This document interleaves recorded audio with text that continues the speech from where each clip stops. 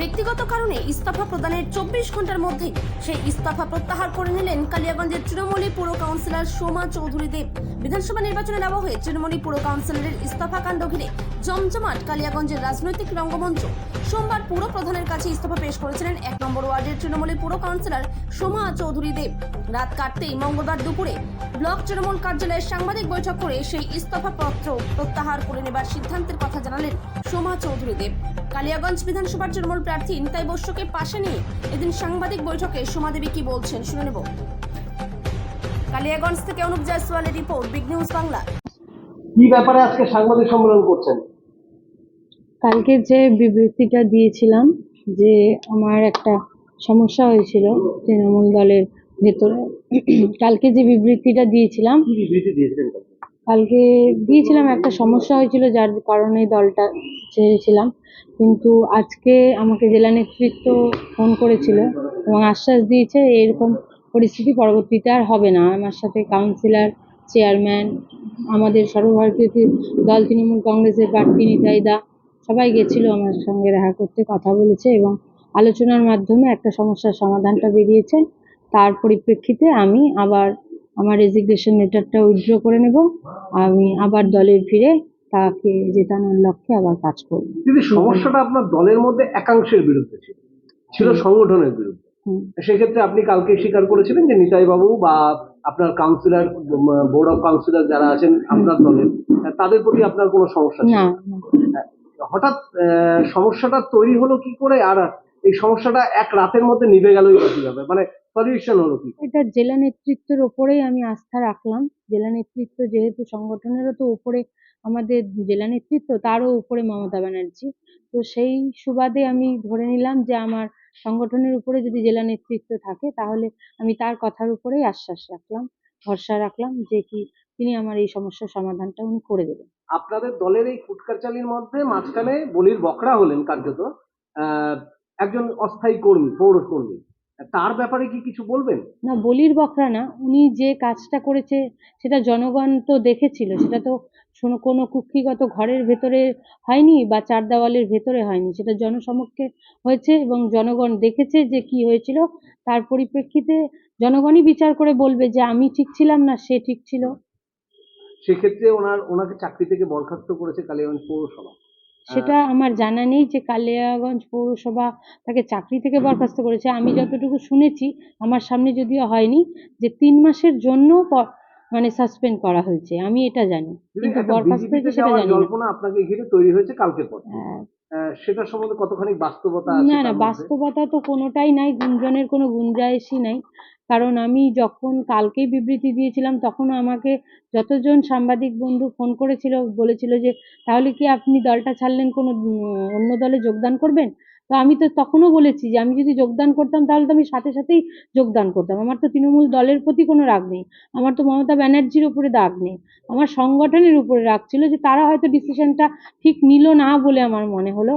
কিন্তু এখন দেখলাম ঠিক আছে, আমি উপরের নেতৃত্ব, যেহেতু বাবারও তো বাবা থাকে, বা আমরা বাবার উপরে ভরসা না রাখলে ঠাকুর দাদার উপরে ভরসা রাখি, সেই রকমই জায়গায় আমি দাঁড়িয়ে আমি জেলা নেতৃত্বের উপরে এবং আমাদের সর্বভারতীয় দল তৃণমূল কংগ্রেসের প্রার্থী নিতাইদার উপরে ভরসা রাখলাম যে তিনি আগামীতে এরকম কোনো পরিস্থিতি তৈরি হবে, শুধু আমার ক্ষেত্রে না, কোনো কর্মী, কোনো কাউন্সিলর, কালিয়াগঞ্জের তৃণমূল যত কর্মী দল করে তাদের কারোর সাথেই যেন এরকম না হয় সেটা ওনারা দেখবেন, আশা রাখবেন।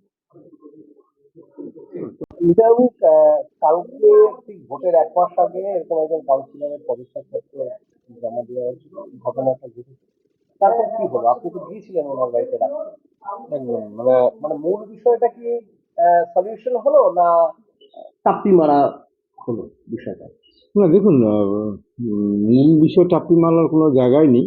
যেটাই হবে সেটাই একটা নির্দিষ্ট আলোচনার পরিপ্রেক্ষিতে একটা সঠিক জায়গায় আসে। প্রথমত নিজেদের ভিতরে একটা ভুল বোঝাবুঝি ছিল। দল একটা বড় জিনিস, সেখানে নানা সমস্যা হতেই পারে। সেই জায়গা থেকে আমরা চেষ্টা করি যাতে আমাদের নিজেদের তরফ থেকে কোনো ত্রুটি না থাকে, আমরা যাতে আমাদের যদি কোনো ভুল ভ্রান্তি হয়ে থাকে সেগুলো যাতে আমরা আলাপ আলোচনার মধ্যে দিয়ে সংশোধন করে নিতে পারি। তো নিশ্চিতভাবে সেরকমই কোনো আমরা একটা জায়গায় এসেছি, আলোচনা করেছি, এবং সর্বোপরি তো আমাদের উপরে নেতৃত্ব রয়েছেন, আমাদের জেলা সভাপতি রয়েছেন, তিনি ব্যাপারটাতে অবগত হয়েছেন। হওয়ার পর কাউন্সিলরের সাথে, আমার সাথে বা আরও ইত্যাদি মানুষের সাথে উনি আলাপ আলোচনা করে যেটা সঠিক সেটার পরামর্শ দিয়েছেন এবং ওনার কথা মতো আজকে আমাদের কাউন্সিলর ম্যাডাম উনি যে ওনার যে রেজিগনেশন দিয়েছিলেন বা পদত্যাগ পত্র দিয়েছিলেন সেটাকে প্রত্যাহার করে নিয়েছেন। কি কারণে পদত্যাগ দিয়েছে এবং কি আসলে তিনি পদত্যাগ করলেন? না দেখুন, আপনারা যেটা শুনেছেন সত্যি কথাই।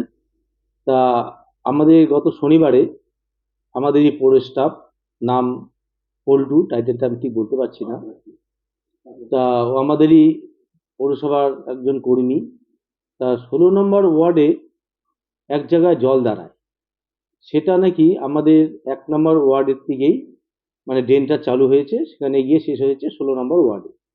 কিন্তু দেখুন আজকে যে জলের প্রবলেমটা পল্টু বলেছে সেটা হচ্ছে আমাদের কালিয়াগঞ্জের পৌরসভা এসেও কমপ্লেনটা করতে পারতো, সেটা 16 নম্বরের ওয়ার্ডের কাউন্সিলরকেও বলতে পারতো, না করে ও ডাইরেক্ট আমাদের 1 নম্বর কাউন্সিলর কাছে গিয়েছিল।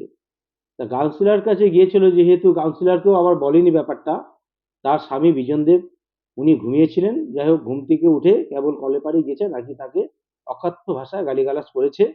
আমাকে সে ফোন করেছিল, আমি সেদিনই ওনার বাড়িতে যেতাম, কিন্তু বৃষ্টির কারণে আমি যেতে পারিনি। আমার প্রতিনিধি হয়ে আমার ভাইস চেয়ারম্যান এবং আরেক কাউন্সিলর শম্পা কুণ্ডু গিয়েছিল। তা যাই হোক ওনাদেরকেও সব ঘটনা বলেছিল। তা এর আগেও নাকি এরকম একটা ঘটনা ঘটেছিল, যাই হোক আমরা তার একটা কোনো কিছু করতে পারিনি। তা আমিও কালকে রাতে গিয়েছিলাম আমার কাউন্সিলরের কাছে, 1 নম্বর ওয়ার্ড কাউন্সিলরের কাছে। যাই হোক ওনাকে আমি অনেক বুঝালাম, সে বুঝছে, কিন্তু উনি রাগের মাথায় করেছে ঠিকই, কিন্তু মানে একটা ভুল বোঝার জন্যই আজকে এই জিনিসটা হয়েছে। যাই হোক আগামীতে ঠিক হয়ে যাবে এবং ঠিক হয়েও গেছে, আমার সাথে কথাও হয়েছে, উনি আবার আমাদের তৃণমূলেই থাকবে, এবার এর মধ্যে কোনো দুশ্চিন্তা নেই। অবশ্যই করেছি, আমি কালকে ওকে পৌরসভায় ডেকেওছি, ডেকে নিয়ে ও আমার কাছে অনেক ভুল স্বীকার করেছে, কিন্তু ওটা ভুল স্বীকার করলেই তো নয়, যেহেতু একটা আমাদের পৌর স্টাফ, আমাদের একজন কাউন্সিলরকে বলা মানে চেয়ারম্যানকেই বলা। না অস্থায়ী আমাদের যে তোমার ক্যাজুয়াল, যাই হোক ওইটা তো সেটা করতে পারে না। যাই হোক ওনাকে আমি আপাতত সাসপেন্ড করেছি কমাসের জন্য, এখন মাস আমি ঠিক করিনি। তা যাই হোক সাসপেন্ড করে ওকে সঙ্গে সঙ্গে আমি আমার অফিসে ওনার চাবিটা, যে ঘরে কাজ করে ওই ঘরের চাবি টাবি আমি সব নিয়ে এসেছি।